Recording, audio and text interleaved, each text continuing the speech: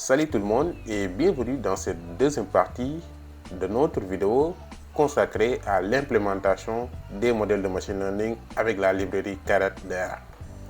Dans les vidéos précédentes, nous avions implémenté les modèles classiques de machine learning et dans cette nouvelle vidéo, nous allons vous montrer comment implémenter les algorithmes d'artillerie lourde en machine learning avec la librairie Caret-DR.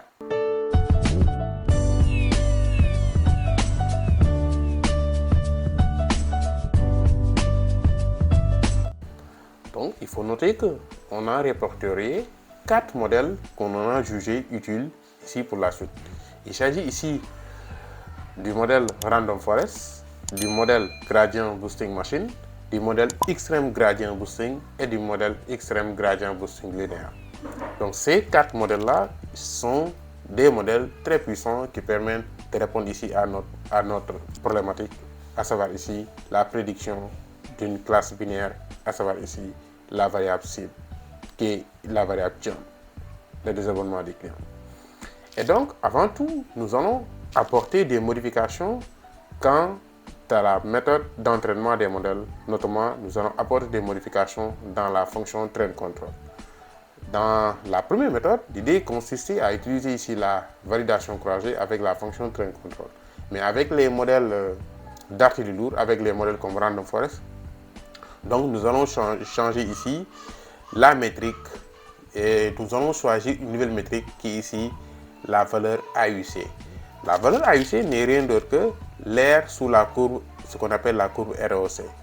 Et donc pour cela, il va falloir changer, apporter des modifications. Et l'une des fonctions qu'on va faire recourir ici est la fonction summary function qui permet ici de spécifier que donc à la fonction train control que nous avons une variable binaire et que cette fois-ci nous voulons des prédictions qui seront présentées sous forme de classe de probabilité. D'accord? Nous voulons au moment de faire la prédiction de notre variable cible, que ce soit des classes de probabilité qui seront prédites, non des variables catégorielles yes or no, comme ce qu'on a eu à voir dans la vidéo précédente. Et de ce fait, également, on va faire appel à un nouveau argument qui est ici la fonction grid qui permet à la fonction train control au moment d'entraîner les modèles de faire également la recherche des hyperparamètres, des meilleurs hyperparamètres pour nos modèles. D'accord? Maintenant, pour commencer, on va exécuter à nouveau notre nouvelle fonction control. D'accord? Ce qui est fait. À présent, on va implémenter notre premier algorithme de machine learning. Il s'agit ici du modèle Random Forest. D'accord? Et étant donné que c'est un modèle très puissant, donc c'est un modèle qui émet beaucoup de temps au cours de son exécution. Donc on a choisi ici de faire recourir à ce qu'on appelle les calculs parallèles. Les calculs parallèles, donc c'est une méthode qui va nous permettre ici de réduire le temps d'exécution car cela va répartir l'exécution de l'algorithme sur nos différentes streets, c'est-à-dire sur nos différentes cœurs. Étant donné qu'on a une machine multicœur, donc on va utiliser les fonctions de calcul parallèle, d'accord, pour améliorer notre temps d'exécution, d'accord. Et on va exécuter tout ça. Une fois que cela est fait, maintenant également on définit les hyperparamètres avec la fonction expand grid, d'accord. Ceci va nous permettre de définir nos hyperparamètres et étant donné qu'on utilise le modèle Random Forest, on a un seul hyperparamètre, il s'agit de l'hyperparamètre M3, d'accord. Donc cette fois-ci, nous allons lancer le modèle Random Forest avec la fonction train. Pratiquement c'est la même chose, donc nous commençons par définir la formule, ensuite nous lui donnons notre jeu d'entraînement, on spécifie le modèle qui est ici le modèle Random Forest RF, ensuite on lui donne la nouvelle fonction control, et d'accord, et maintenant on lui spécifie également la nouvelle métrique qui est ici la métrique AUC de la courbe ROC, on lui spécifie également les hyperparamètres et ensuite on choisit toujours preprocess égale true car cela est déjà fait auparavant. D'accord? Et ensuite, on choisit tout ça et ensuite, on va lancer l'algorithme. Voilà. Ainsi, on vient d'afficher les résultats globaux du modèle Random Forest. D'accord? Et donc, étant donné qu'au départ, on avait 50 hyperparamètres, donc raison pour laquelle on a eu 50 résultats sur les différents hyperparamètres. Et donc, étant donné qu'on a beaucoup, donc l'idée c'est d'afficher le meilleur hyperparamètre qui a conduit voilà, au modèle top, c'est-à-dire au meilleur modèle. Donc, on va l'utiliser ici. On va utiliser cette ligne de commande pour afficher le meilleur hyperparamètre. Et donc, il s'agit de l'hyperparamètre M3 égale 3. Donc, on l'a ici. M3 égale 3. Donc, voilà. Donc, ça nous renseigne ici sur le meilleur, la meilleure précision avec. Donc, on a la meilleure métrique ici a été obtenue avec M3 est égal à 3. D'accord? Et donc, on a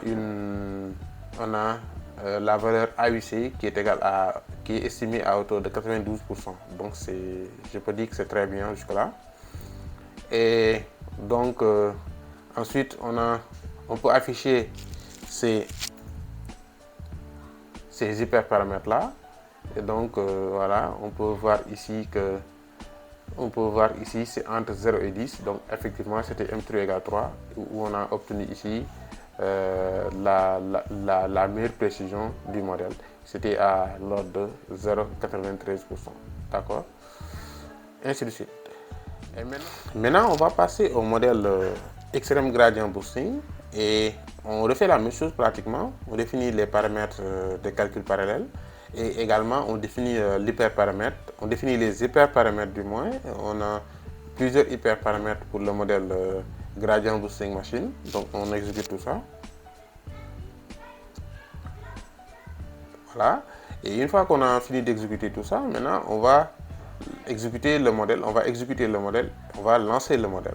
Et donc c'est pratiquement la même chose, sauf que la méthode a été changée ici. On a choisi le modèle JBM et le reste c'est pratiquement la même chose, c'est la même métrique et on va lancer le modèle pour voir un peu estimer son temps d'exécution.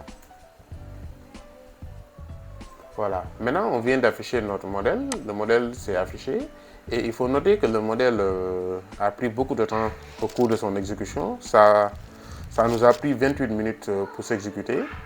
Et voilà, et donc étant donné qu'il y a plusieurs hyperparamètres, ce sera un peu difficile de voir les meilleurs hyperparamètres qui ont conduit au meilleur modèle. Et donc on fait comme ça pour les afficher. Et donc voici les meilleurs hyperparamètres qui ont conduit au meilleur modèle. Et pour ce faire, il suffit juste de visualiser ça, pouvoir voilà, estimer la meilleure précision. Et donc on a ici 200, donc à peu près 200 avec intersection diff égale combien, max diff égale combien, 5. Et donc si on prend ici 5, voilà. Et donc on a donc à travers le graphe, on peut voir que donc la courbe ROC, le AUC est estimé à 92%, d'accord. Donc ce qui est bon jusque là. Donc voilà une manière de voir la précision du modèle. Donc la meilleure manière consiste ici à visualiser tout cela, d'accord. Et donc ensuite on va passer au modèle, une fois qu'on a fini d'exécuter le modèle JVM, maintenant on passe ici au modèle Extreme Gradient Boosting, d'accord. Ce qu'on appelle le modèle XGB3, d'accord. C'est un modèle, c'est ce qu'on appelle le modèle Extreme Gradient Boosting. D'accord, c'est un modèle qui est très excellent, donc qui fournit jusque-là de très bons résultats pour ce qui est tout ce qui est lié aux problématiques de classification. Donc c'est un modèle qui fournit d'excellents résultats. Et donc l'idée est toujours la même chose. Donc on active ces fonctions et on choisit également de lui donner, de définir ici ce qu'on appelle ces hyperparamètres. D'accord. Voilà, on fait ça en premier. Voilà, donc tout ça a été exécuté. Maintenant, on va exécuter le modèle proprement dit, qui est le modèle Extreme Gradient Boosting. C'est pratiquement la même chose, d'accord. On l'a défini ici. D'accord, le reste c'est pratiquement la même chose qu'on a expliqué auparavant. On l'exécute. Voilà, maintenant le modèle vient de s'afficher. Donc il faut noter que c'est un modèle qui a fait 47 secondes au cours de son exécution. Et donc on a plusieurs hyperparamètres. On affiche les hyperparamètres qui ont conduit au meilleur modèle. Et la meilleure manière de pouvoir l'estimation de la valeur AUC consiste ici à visualiser ces hyperparamètres là. Voilà, et donc maxdef, tridef égale à 3. Donc ce qu'on a ici à 3, donc c'est à hauteur de 92%, voilà, de précision pour ce qui est de notre modèle extreme gradient boosting. Et donc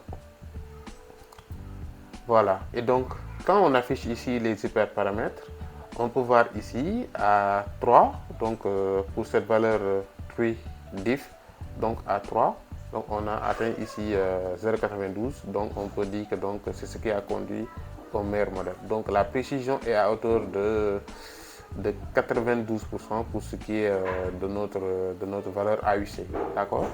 Donc ce qu'on obtient facilement par lecture. Et pour finir, on va faire la même chose avec le modèle Extreme Gradient Boosting, mais cette fois-ci avec le modèle Extreme Gradient Linéaire, d'accord? C'est le même modèle, c'est à peu près le même modèle avec le Extreme Gradient Boosting, sauf que ici, c'est le Extreme Gradient Linéaire, d'accord? Là-bas, c'était un arbre de décision, ici, il s'agit d'un modèle Extreme Gradient Linéaire, d'accord? Donc, le modèle vient de s'exécuter. Et donc, le modèle s'est exécuté à 14 secondes, d'accord? 14 secondes. Et donc, on l'affiche, d'accord? On l'affiche un peu. Et donc, voilà l'affichage du modèle. Et donc, on peut afficher les meilleurs hyperparamètres qui ont conduit au meilleur modèle. Et donc, on peut l'afficher. Voilà. Et donc, on peut l'afficher. On peut voir ici, ça tourne aux alentours de 92, d'accord? Et donc, c'était n round 10, d'accord? N round 10 et lambda 0,1. Round 10, lambda 0,1. Et on peut voir ici, ça tourne aux alentours de 91 comme pour ce qui est de la valeur AUC, d'accord? Et donc, là, on vient d'exécuter l'ensemble de nos algorithmes de machine learning pour ce qui est des modèles d'artillerie lourde. Voilà, des modèles qui permettent d'obtenir les meilleures prédictions. Et à présent, ce qu'on va faire, on va utiliser ici, on va utiliser toujours la fonction, cette fois-ci, on va utiliser la fonction ieval-lm. Donc cette fonction va nous permettre ici de pouvoir évaluer nos modèles avec une nouvelle métrique qui est ici la courbe ROC. Donc l'idée c'est de tracer l'ensemble des courbes ROC pour tous nos différents algorithmes de machine learning et l'idée donc consiste à voir quel est le modèle qui a la meilleure métrique, d'accord? Et donc on exécute la première fonction, d'accord? Ensuite on exécute la deuxième, d'accord? Et donc déjà la première fonction, une fois qu'on a fini d'exécuter la première fonction, et donc on a ici, pour tous les algorithmes de machine learning, on a ici leur précision, d'accord? Mais également, on a ici leur courbe ROC, d'accord? On a leur courbe ROC et on a leur valeur. On peut zoomer ça. Quand on va zoomer ça, on voit ici, donc, pratiquement, on a le modèle GBM et le modèle, donc c'est le Random Forest, le GBM et le Extreme Gradient Boosting ont pratiquement les mêmes valeurs AUC, d'accord? Donc c'est pratiquement la même chose pour ces trois-là, donc il va falloir trouver un moyen de les répartir. Donc c'est ce qui nous a conduit à la deuxième fonction. Donc on a changé cette fois-ci quelques paramètres pour voir, ça c'est la courbe ROC, et donc ça tourne aux alentours de 0,92%. Et donc l'idée c'est d'utiliser les courbes de précision et de rappel, d'accord? Donc cette courbe va nous permettre d'avoir va nous permettre de pouvoir utiliser une autre manière pour classer nos algorithmes de machine learning. Et donc quand on va faire recourir à ce nouveau classement là, Et donc là, on peut voir que donc il y a une différence au niveau des métriques. Et donc ça nous permet. Voilà, donc on peut voir que cette fois-ci, donc si on change un peu la métrique et si en se basant de la précision et de la fonction rappel, et donc on peut voir ici le random forest. Donc on peut voir que le JVM ici est le meilleur modèle donc pour ce qui est nos modèles d'artillerie lourde avec une précision de 0,67. Donc c'est le modèle JVM ici qui a la meilleure précision. Ensuite, on a le modèle qui s'ensuit, c'est le modèle Extreme Gradient Boosting linéaire qui a la meilleure précision. D'accord? Donc désormais, on vient de voir que c'est le modèle JVM qui a été retenu comme étant le meilleur modèle. Donc il s'agit du modèle Gradient Boosting Machine. Étant donné que c'est le meilleur modèle, tout est clair maintenant, on va faire la même chose. Donc on va utiliser le modèle JVM pour faire la prédiction. D'accord? Et on va prédire nos classes par rapport à notre modèle JVM qui a été retenu. Et donc quand on exécute ces deux lignes de commande,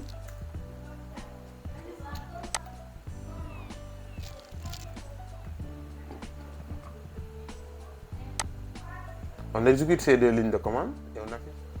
Voilà, donc on vient d'afficher nos prédictions. Donc toujours, donc le modèle a prédit 590 de classe No et 76 de classe Yes. Et on va utiliser la matrice de confusion pour évaluer nos prédictions sur notre jeu de test. D'accord? Et on va afficher la matrice de confusion. Et donc, on peut voir ici qu'on a une nette amélioration de nos prédictions. Si vous vous rappelez de la vidéo précédente, si vous vous rappelez des modèles des résultats qu'on a obtenus sur les modèles classiques, il faut noter qu'avec les modèles classiques, on avait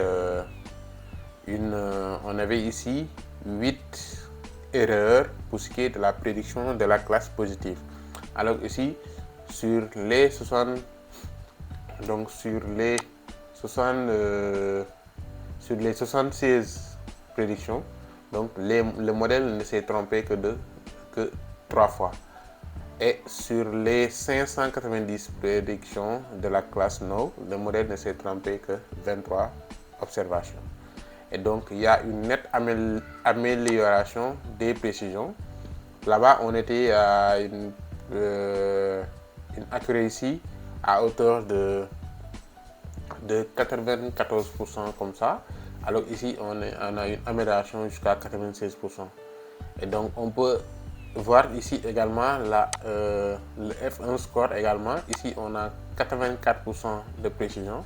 Alors que là-bas, on était à 76 comme ça de précision. Et donc, il y a une nette amélioration de nos prédictions. D'accord? Et donc, on peut voir ici que les métriques se sont nettement améliorées avec le modèle Extreme Gradient Boosting, avec le modèle JVM Gradient Boosting Machine. C'est ce qu'on s'est dit au départ. Donc, il s'agit des modèles qui sont capables de nous fournir d'excellents résultats pour ce qui est pour ce qui est des algorithmes de classification.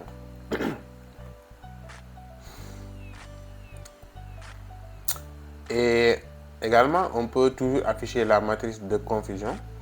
Voilà.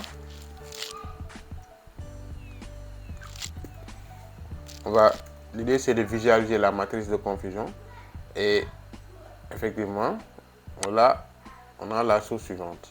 Voilà, donc sur 76, le modèle ne s'est trompé que 3 fois. Et là-bas, pour la prédiction de la classe No, le modèle ne s'est trompé que de 23 observations. D'accord?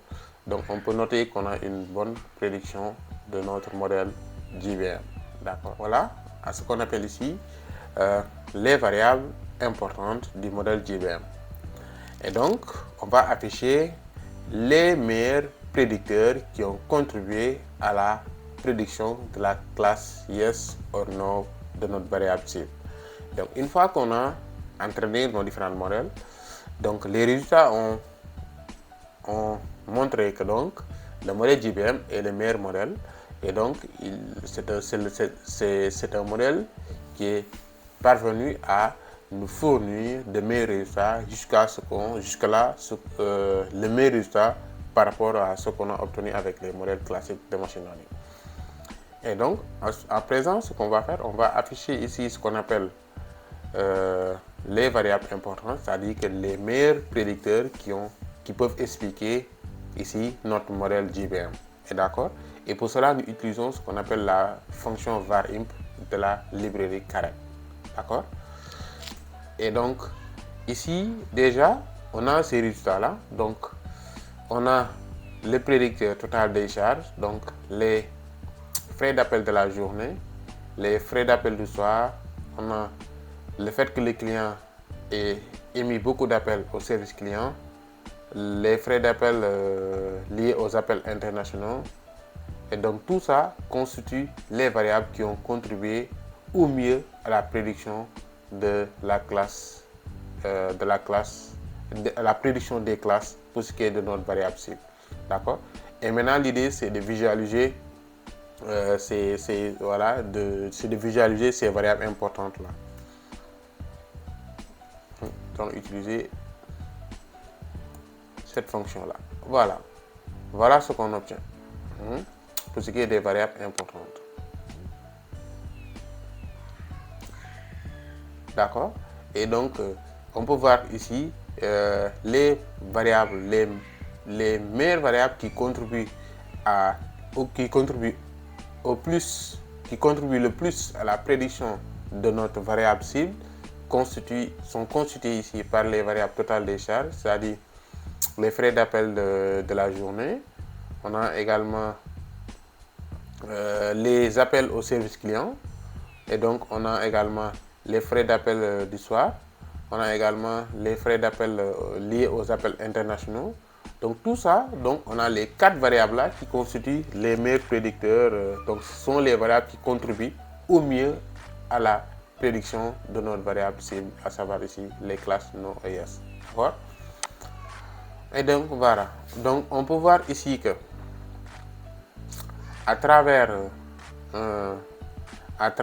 donc, le graphe ci-dessus, donc on voit que les frais d'appel de la journée, les appels du soir et la fréquence des appels au service client sont les 3 principales variables ayant un fort impact sur la prédiction du désabonnement chez les clients.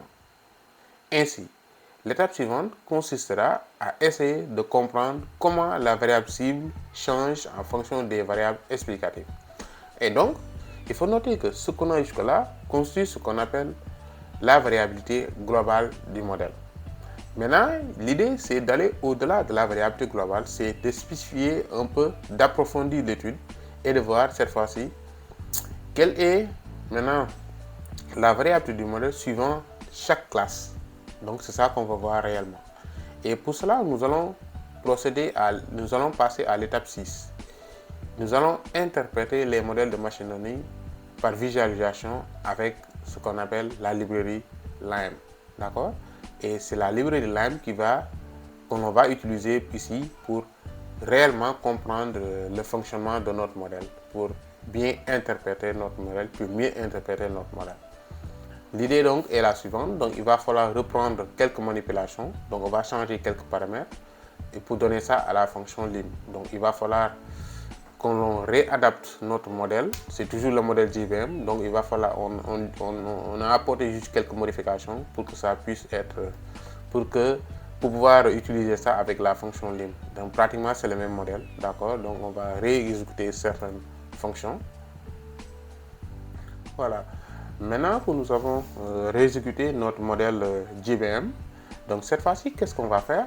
On va utiliser on va créer un objet, ce qu'on appelle l'objet explainer, qui est un objet qui sera créé avec la fonction lim. Donc les graphiques qui seront générés par la suite sont utiles pour évaluer la contribution de chaque variable à la prédiction de la variable cible, à savoir ici le désabonnement du client. Et donc l'idée est la suivante. Donc avec la fonction lim, qu'est-ce qu'on va faire? On va lui donner notre jeu d'entraînement et on va lui donner également le modèle JVM. D'accord? Et ceci va nous créer ce qu'on appelle l'objet explainer. Donc, il faut noter que comment fonctionne ceci. Donc, au départ, il faut noter qu'on avait au départ le modèle JVM. Donc, c'est un modèle qui est complexe et donc on va utiliser ici la fonction line qui va utiliser une autre manière pour expliquer la variabilité de notre modèle. Et l'idée donc consiste à créer un objet qu'on appelle l'objet explainer qui sera généré avec la fonction line. D'accord? Et donc on va créer cet objet là. Maintenant que l'objet a été créé, d'accord? Maintenant on va utiliser ce nouveau objet là pour pouvoir expliquer notre modèle. D'accord? Voilà ce qu'on a obtenu comme explication globale du modèle. Et donc on a ici un bleu, ce qui explique le désabonnement du client. Et ici également on a un bleu, ce qui peut expliquer la fidélisation des clients. D'accord? Et donc les données montrent que donc ici, là on est sur le point d'interpréter notre modèle JVM. D'accord? Avec ces deux graphes-là, on a la possibilité d'expliquer réellement la variabilité du modèle. Et donc, les données montrent que, d'accord, à travers ce graphe, on voit que les appels fréquents au service client, n'est-ce pas, la non-souscription au forfait de messagerie vocale et la faible fréquence des appels internationaux sont les principaux facteurs qui ont le plus d'impact sur la prévision du risque de désabonnement du client. Donc, ce sont les trois facteurs-là qui peuvent expliquer le désabonnement, qui expliquent au mieux le désabonnement du client.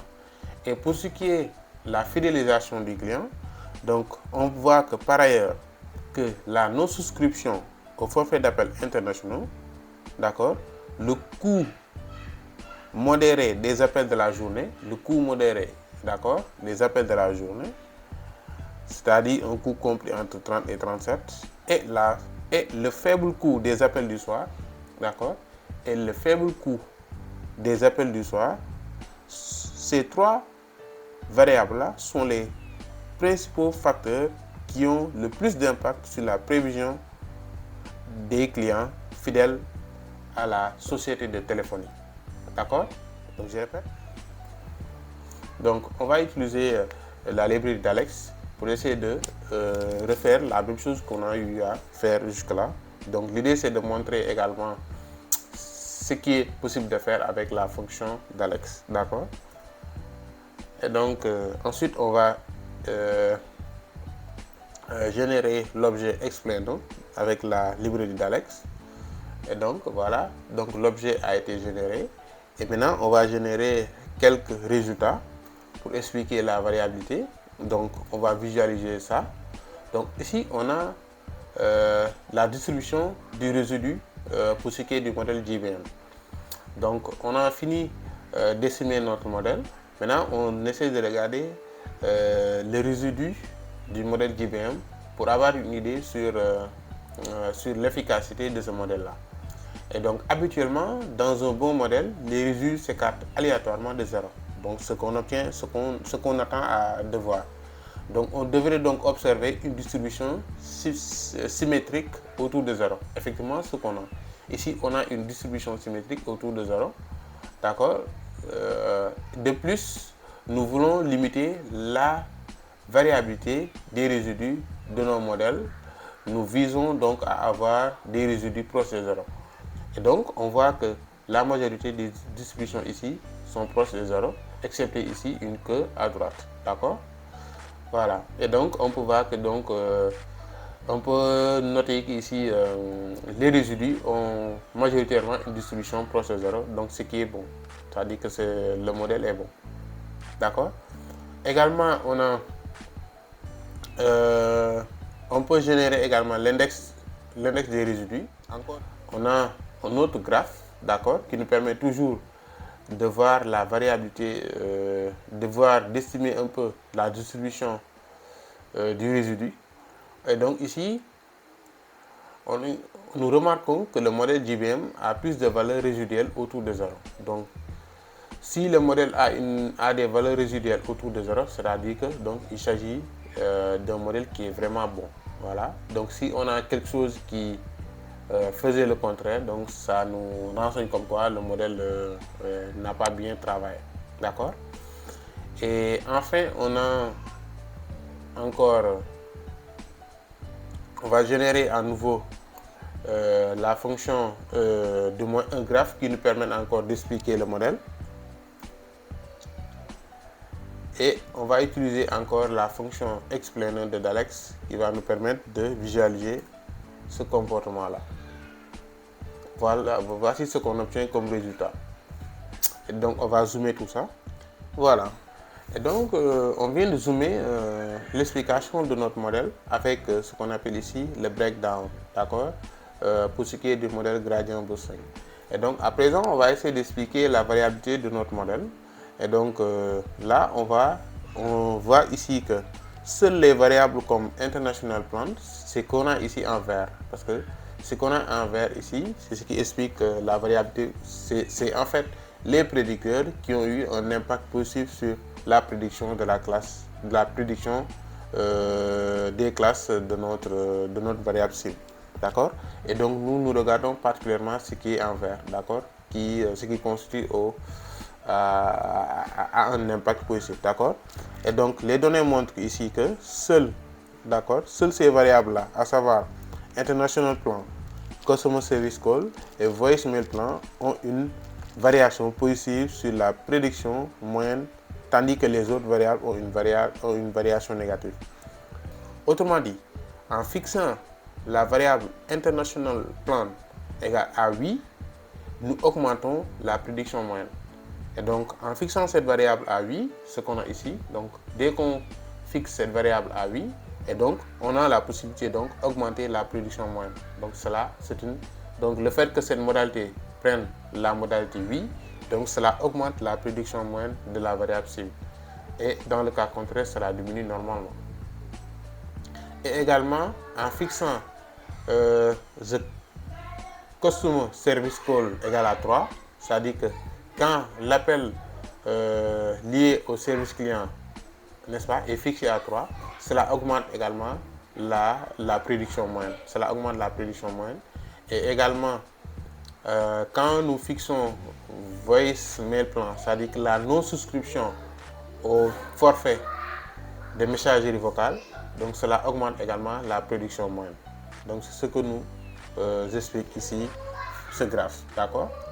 Donc, cette vidéo tire à sa fin et donc dans la dernière partie, nous allons revenir pour présenter notre application WebShiny qui a été réalisée dans ce projet. Et donc, il s'agit d'une application que l'on va utiliser pour pouvoir prédire le score de désabonnement dans un client, mais également il s'agit d'une application auquel nous allons nous baser pour pouvoir fournir des recommandations automatisées. Donc l'algorithme d'apprentissage automatique sera utilisé à travers l'application Shiny pour pouvoir fournir ce qu'on appelle des recommandations automatisées. Let's go et nous vous donnons rendez-vous pour la dernière et la plus importante de cette vidéo, de ce projet, à savoir ici la prédiction du risque de désabonnement.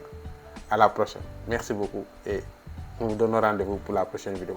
En attendant, nous vous demandons de vous abonner et de liker la vidéo et de la partager au maximum.